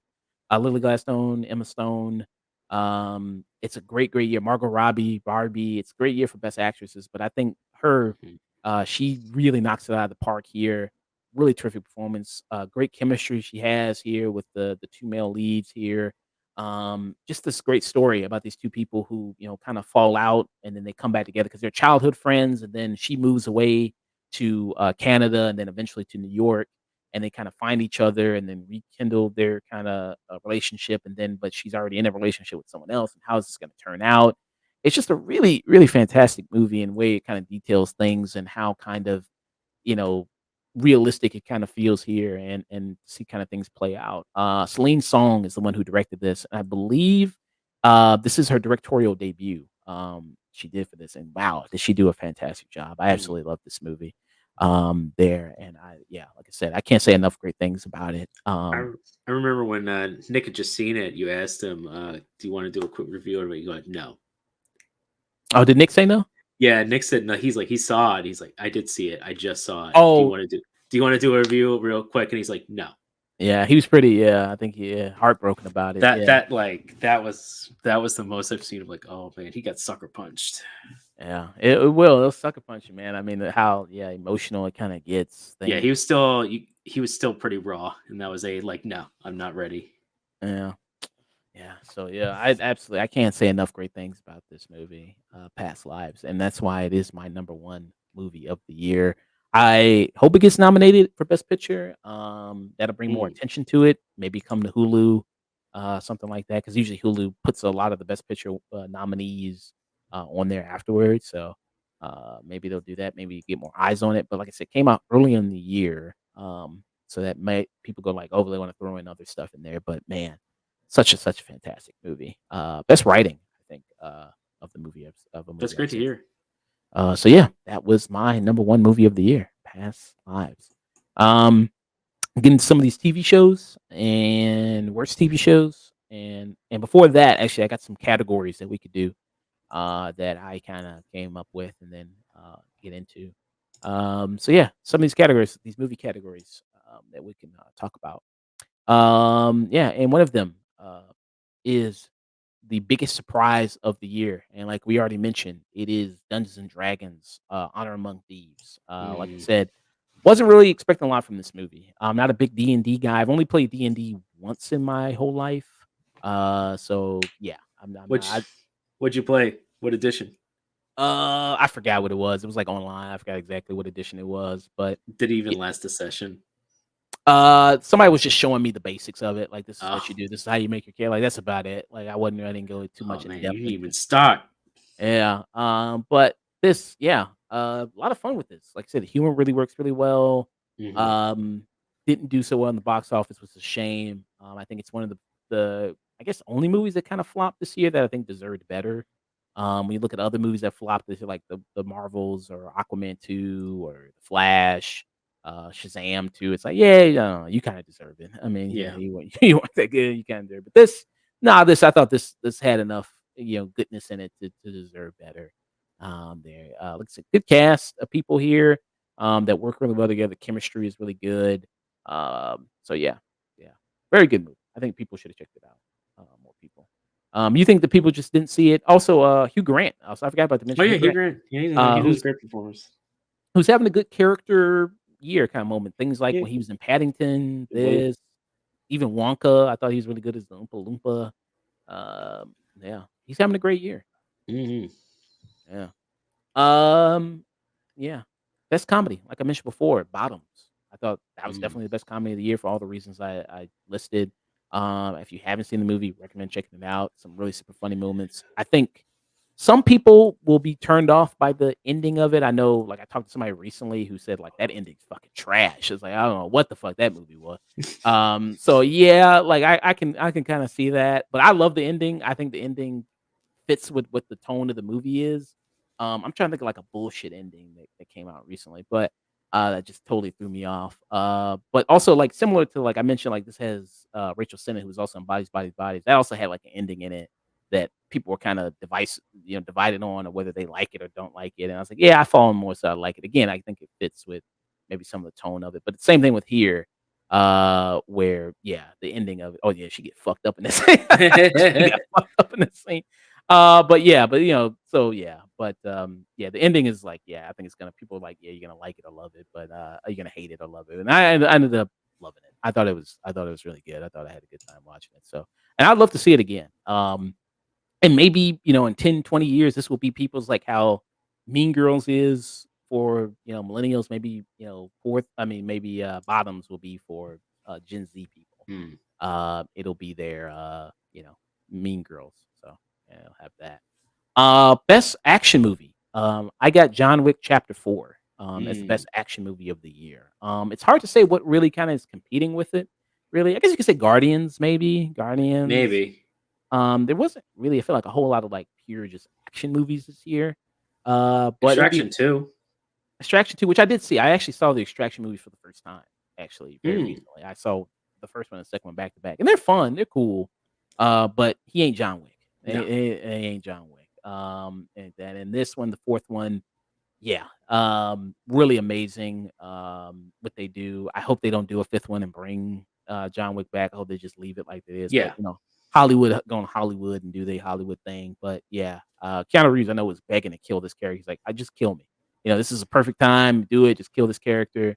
And, but now's the He put time. his heart and soul into it. He's done it quite well, and he took the choreography and the training with him. Quite done it very well. But yeah, I think he's reached the point where he's like, I'm done, bro. Yeah. And this is a perfect thing to go out on. Like I said, this is probably I mean, I think we talked about it when the movie came out. It's like Yeah, this is probably one of the best action franchises ever. I mean, when you really think about it. I mean, yeah. better Aside from the than Die Hard franchise, Die Hard franchise got a lot of shitty movies in it it. Like does. it's got a lot. I don't think it. I mean, it's got a lot of shitty ones. It's got really one the first good one, a okay sequel, a pretty darn good third movie, a over the top, not great but not terrible fourth movie, and then a crap fifth movie. Rated Matrice, had a hard time accepting to survive falling onto a fire escape with his spine in the third movie. Yeah, that was Yeah. look. Uh, Yeah, it's hyper reality. You just kind of they start hyperchizing it ever since the first one. Yeah, and this I mean, the 4th one is, like, how do you continue to top it? Like, the Yeah. roundabout scene there, that was really great with the cars and the guns, and then, with the kind of vaudeville comedy thing where he's falling down the stairs, like, doo-doo, doo-doo, like, it's like that scene in Family Guy where the Jamaican guy falls down the stairs and shit. There's that, and it's like, again, like, so it adds, like, I think it knows it's silly, it has that Yeah. kinda it's not taking itself too seriously, but it's still even impressive, like, I think it kinda ramped up its game because it's like, okay, how much can you really do with a guy just taking out a gun, shooting people in the head, and Mhm. doing all this other stuff? And they keep finding new ways to make that creative and inventive. And I thought they did it because 'cause he'll kill people in a variety of different like, in the 3rd one, he killed a motherfucker with a book. He Yeah. just he beat the knowledge into a motherfucker. He killed a dude with a horse. It's like they'll find some way he'll find any way to kill people. So yeah, I thought that was yeah, John Wick, man. It's a shame it didn't make my best of list of movies, but like I said, so many good movies came out this Yeah. year. So many kinda good movies came out this year. Movie that I already talked about, right? Best sci-fi movie. They Clone Tyrone. Yeah. In this year kind of uninspired, kinda mid sci-fi stuff, The Creator, which I liked the way it looked, but I thought it was kinda just blah. Yeah. Rebel It's Moon. visually impressive, but Yeah, its script is not. yeah. And this has the script is A plus, even if the budget isn't super high. Right. The character work is really great, the performances are really great, how it kinda blends, like I said, blaxploitation and sci-fi stuff and kinda social commentary stuff is really good. Um The ending kinda gets a little wild maybe towards the end, maybe, there, but I still think it kinda works really well. Like I said, John Boyega, I always love seeing John Boyega, Mhm. and stuff. I think I wanna see him in definitely more stuff. I love him Always in happy to see him not Disney Plus. yeah, I always happen to see him not Disney Plus there. Yeah, so yeah, I absolutely, yeah, really enjoyed him, a lot in They Clone Tyrone. Best animated movie of the year. This was tough, because I was trying to decide between 2 films. Mm. And I ended up going with Across the Spider-Verse. Mm. It was between this and The Boy and the Heron. And I think the it just kinda I think Across the Spider like, yeah, but man, damn, is this movie so good and so fun and had, like, great things in it and, going for it. And, yeah, it just the way it was able to kinda top the amazing first movie is something. But Raiden from Trudy had a question for you. Did this play in the video games in I 2023? did. I played quite a bit. Yeah. And I know Radiant Maturity, he put his list their list of, great Yeah, video I was games. looking at it. It's a pretty solid list, honestly. So, first is Alan Wake 2, number 2 is Resident Evil 4, the remake, number 3 is Bomb Rush Bomb Rush Cyberpunk, Cyberpunk number 4 is Dead Space, number 5 is Spider-Man 2, number 6 is Bayonetta Origins, number 7 is Mortal Kombat 1, number 8 is Oxenfree, 2. uh, Oxenfree 2, Final Fantasy 16 is number 9, and Vengeful Guardian Moonrider is number that's a good name for a band. Mhm. Uh, and The game is very, side scrollery, mm, so it's kinda like a side scroller shooter. So, yeah, very, very much like that too. yeah. All right. So, best family movie of the year. I just mentioned Are You There, God? It's Me, Margaret. I think that for me, I think it's like I said, amazing family movie for me. I think that works really well on a lot of levels. I think a lot of families would really love going to see it. I think it has really great things to say and it really touches on them really well. Recommend Dusk. I mean, checking it out if you can, Yeah. give it a shot. Yeah, yeah. Like I said, this girl, she should have stayed, Cassie Lang. I like to see her as, Yeah.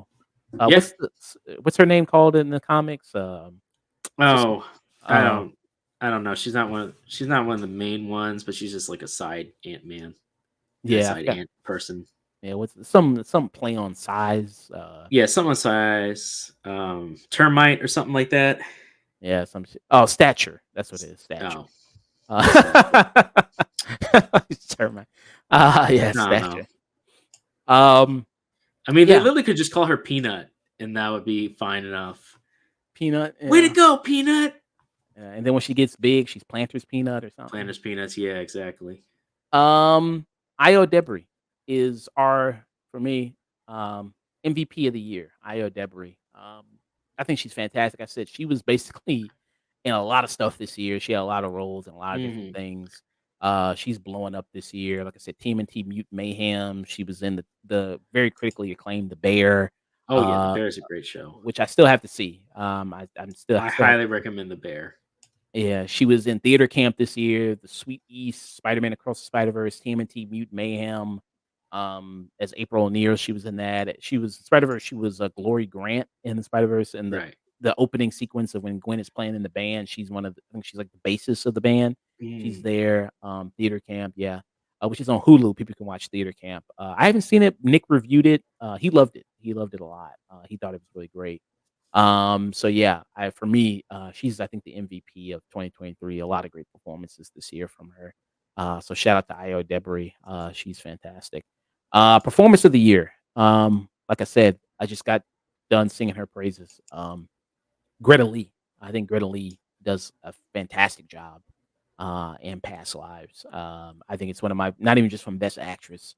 I think just overall, just best performance period of the year for me from Best Actor or Actress. I mean, she just does that great of a job of how she's able to convey so many emotions and kind of how heartbreaking it is. And the ending, when you get to the ending of it, man, I was crying, man. I don't usually cry in movies. I'm not a pussy like Nick is, but I don't usually cry, but yeah, this kind of got me. The ending of this was really emotional. Yeah, so best performance for me. What do you think is for you? What is the best performance? I don't want to put you on the spot too much, but what Oh do you my think is god. best performance of the year? Oh my goodness. Best performance. Who is your MVP of the year? If you had an MVP, also. That's kind of on the spot, man. I don't really I Okay. don't I don't really have an MVP. My top. I got emotional in the movie I got that I was surprised to get a little emotional in was in Godzilla minus one. Mm, Got a little emotional at the at like the last quarter of it with the main character there. I was got a little emotional in the holdovers. yeah, that'll make you emotional. Yeah. I thought it was like really good. I hadn't seen Past Lives. Maybe it would make me emotional too. It's hard. Like I'm not like Nick. I don't get as much emotional as often, but when I do, it's justly earned. Mm. Like you, it's justly earned. Yeah. And he's not here to defend himself. So Raven Patrice says I keep putting off other beer because it's basically my real life. Anyways, I don't know if I need that stress. that's fair, Uh, man. I Raven used Maturity also. Oh, go ahead. I used to work. I used to work in that kind of a field too. I used to be I used to work in that kind of field, so I know that stress. Mm, yeah. Ram Sure said MVP is Godzilla. Yeah, Yeah, that was that man, was that was it's that's great. his MVP. It's my MVP certainly. Yeah. I know it's a little negative. I know we're doing like positive stuff. I mean, best stuff. But getting to a little bit of negative stuff. Most cringe moment in movies this year. Do you think you have the most cringe moment for you in movies this year? Movie that just makes you go like, "What the hell is this?" Oh, there's a few of those. The Marvels was certainly cringe. Whole movie, just the whole movie was Like the cringe. whole movie was just like, why would you? Uh, I'm sure you said the entire runtime of The Flash. oh yeah, no, that's another good one. I felt so Um, bad because they finally they had the Flash had so many interesting elements that could have been good. You brought Batman back. You brought that version of Batman back, and you even got him the same house from the Tim Burton movies. Same type of architecture, same type of kitchen, everything. And he's barely in the movie, and that's what they market him around. I mean, it's so sad because there was a clearly attention to detail uh with him coming back as Batman, and he deserved a better movie, man. yeah. I think The Flash is probably my worst superhero movie of the year. I think this and maybe Aquaman Mm. 2. I think. The Um, Marvels was like a bigger mess for me, which is why it's worse. But yeah, no. So for me, I got a few kind of people that can share this award for most cringe moment in film this year. Did you see the movie Leave the World Behind? did I see the Leave the World? No, I didn't get to see that one. It just Yeah. came out. So there's a scene in this movie. So if people seen it, it's on Netflix. It's Sam Esmail who did Mr. Robot. He Mhm. wrote and directed this movie. This is the dance sequence in this movie. It's got Julia Roberts, Mahershala Ali. Um, this is cringe as hell. This Yeah. this whole scene. I mean, you could see here like both are on two different rhythms. Like I don't Oh, know, like yeah. Mahershala Ali is. Yeah, go ahead. Oh my god. You said I don't know what kind of coordinated shit is this. Like he's trying to do cowgirl, she's trying to do riding a bull. Like I don't know what the fuck is happening here. Uh, yeah, I think this is kind of by far one of the most cringe moments in movies this year. The movie itself, reviewed it just recently. Mm. Me and Chris from the Black Stuff podcast, um, and it's all right. It's okay. I think it raises a lot of questions more than it actually does anything really meaningful in it. Uh, so yeah, that's about it. Another cringe moment I have is actually from one of my favorite movies of the year, one of your favorite movies of the year, Oppenheimer. Mm. The sex scene in Oppenheimer, where he brings up the famous line, "I am the destroyer of worlds." Yeah. There, yeah, that was kind of a very odd choice. Yeah, Uh, I don't know why necessarily he chose to bring up that moment at that moment. Maybe it was um, post nut clarity. yeah, maybe I don't know. Maybe that's just he was just in it. It was so good. He's like, "I'm the destroyer of worlds. Yeah, baby, I'm the I'm the bringer of destroyer of death." worlds. Like yeah, that was just really awkward. And then Witness Raven, me. so he was about to destroy something, I suppose. Oh, Yeah. I suppose, yeah. But that was definitely really awkward. A really strange moment in the movie. Also, have you seen the movie Saltburn? Have you seen that movie? No, I did not. So in the movie Saltburn, which I just recently saw, Mm, I'd heard a lot of things about it, how wild it is. It has Barry Keoghan in it. Jacob Elordi from Barry Keoghan, who people have seen tons of. He was also in The Killing of the Sacred Deer. Speaking about Yorgos Lanthimos with Poor Things, he was in that. Jacob Elordi from Euphoria. He was also in the movie Priscilla, which we just reviewed recently.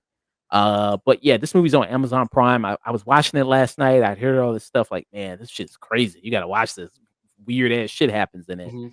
and I almost want to spoil it to tell you what happened because like it gets really stupid at the end. Sure. Um, you want me to spoil it for you? Sure, why not? Okay, because it's just funny. It's like really funny. Uh, so in case, okay, so if you don't want to know spoilers, like click out for a minute in Click case out for a minute too. if y'all don't want to know spoilers of this. So in this movie Saltburn, right? Yeah. You have the character Barry Keoghan, who he attends Oxford on a scholarship, and he's presented as like this super nice, shy guy who maybe comes from a really humble background. He's going to school, like I said, Ivy League school in Oxford, and he's palling around with Jacob Elordi, who he forms this instant kind of infatuation with. It's like maybe he's got a crush on him, he's got feelings for him. And Jacob Elordi's character, he's mega rich. He has an estate. His Mm, family is hugely rich, and then he invites him over to their estate, which is called Saltburn. And it's the interloper kind of coming into the rich family and experiencing mm, it and kind of getting seduced by the lifestyle. But as the movie continues, what you see is that Barry Keoghan, he was Kaiser Soze. He was this mastermind behind all these terrible things that happen. So as you see in this movie, as he's trying to like form this connection with him, he lies about who he is.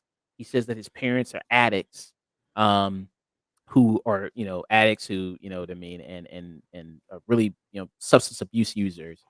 And but when Jacob Elordi takes him to see his family that he doesn't know, he actually sees their family. He actually grew up in a really nice neighborhood, like a upper middle class suburb, and so that kind of ruins their relationship. So Barry Keoghan ends up killing Jacob Elordi, poisons him, kills him. Then there's Jacob Elordi's his best friend cousin in the movie Farley, in it, who was the actor we saw in Gran Turismo.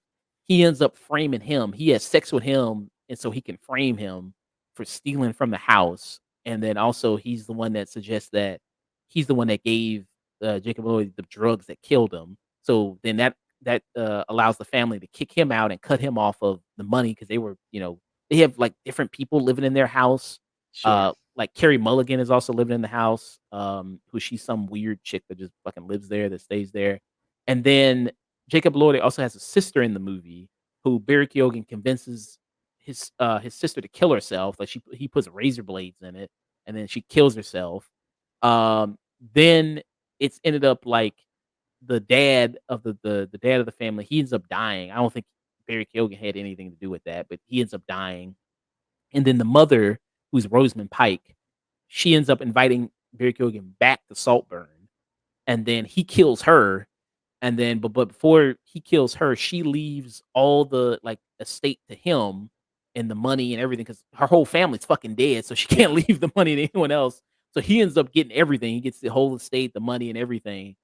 And just the way it's done is so comical because then it like when we've had that moment of like when we realize as an audience what he did, the movie flashes back to all these different events of the movie that we see he was the one responsible for it. He was the one that caused Jacob Elordi like he had a flat tire on his bike. It was him that punctured the tire. We see that what else? Yeah, he was the one that poisoned Jacob Elordi and all this other different stuff. Uh and you see that in the movie, and then it's just so fucking cringe at the end of it, what they do it, and then the final scene of this movie is Barry Keoghan dancing naked throughout the house, to a song, and then that's it. That's how it ends, and it's just so fucking weird. Like that's how it ends. It's like, what the fuck is this? What? Oh my goodness. You So didn't, it's just why didn't you put that as the number one comedy? it was really funny. I did like it was like some people have it on their best of.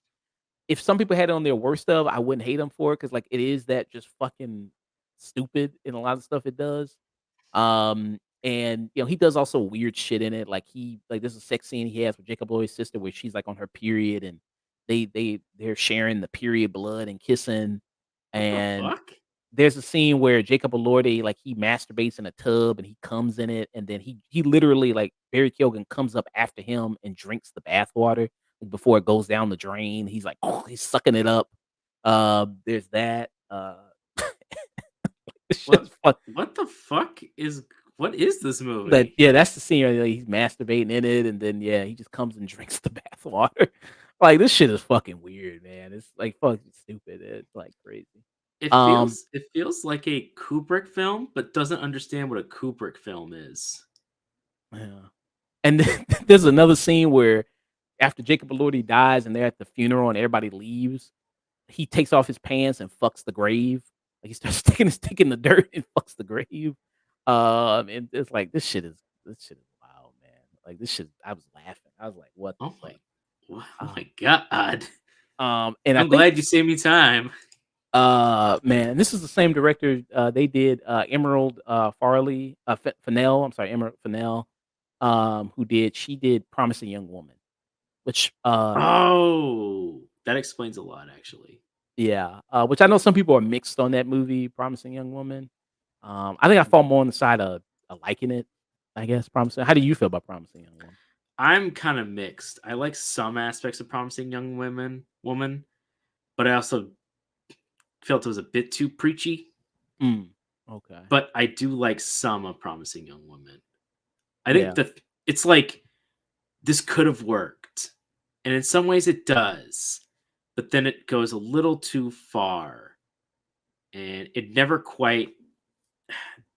finds the balance. And now that I know that it was made by the same people, I totally oh my god, yeah, now that I know it's made by the same people, I totally get it now. Yeah. Totally Um, makes sense. yeah. And Emerald Fennell, I think this is kind of based on her story, like with Saltburn, like she like had been to an estate before or something like that. So And made all this shit up. Like, uh yeah. So I will I can't imagine any of that was real. Um, Events like those probably happened, but they probably didn't happen in preceding orders in events. One dude probably did fuck a grave, I'm sure. Law of probability, unfortunately. yeah. I mean he went Yes, thank you. It sounds like a Kubrick movie mixed with an American Pie. That's yeah. exactly what I was thinking. The visuals of Kubrick, but with with the crazy antics of an American Pie, and it It's just doesn't work. yeah. I mean, I don't hate that I saw it. I mean, I No, I don't hate mean, good, but it's um, so crazy. it's like I said, it's crazy. I mean, I gave it like 2.5 stars on Letterboxd. I think, Damn. like, Like, rating what's the wise, point of the movie? He just gets rich at the end? pretty much, and he like, he masterminded this whole thing, like I said, he's Kaiser Soze. And then, like, how he's able to get away with all this Yeah, stuff is, how like you be able to get away with any of this? yeah, like I said, if 'cause he kills Rosamund Pike. He like they don't really show that much in depth. Like I guess he just slowly poisons her, I guess, and she gets Mhm, sicker.